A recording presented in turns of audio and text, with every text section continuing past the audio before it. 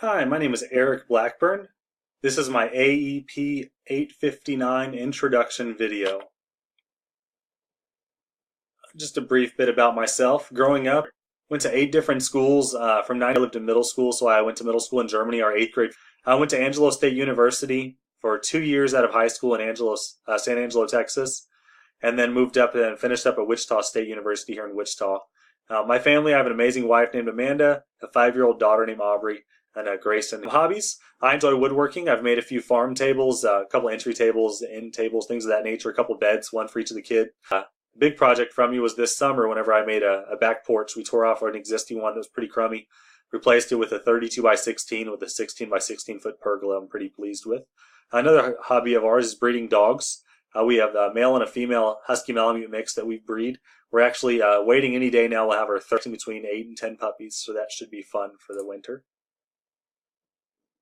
Professionally, I work in Burton Elementary School. It's part of USD 369. It's a K-12 district here in the middle of Kansas, south central Kansas on Highway 50. About 270 kids in our building in a given year. I've been there since 2011 as the 5th grade teacher. I spent 5 years also as a high school basketball coach for them. I'm on the district leadership team, and I've also been a mentor teacher 3. Two goals for myself. A short-term goal would be to graduate from this program in May of 2020. Originally, I was on pace to graduate in May of 19.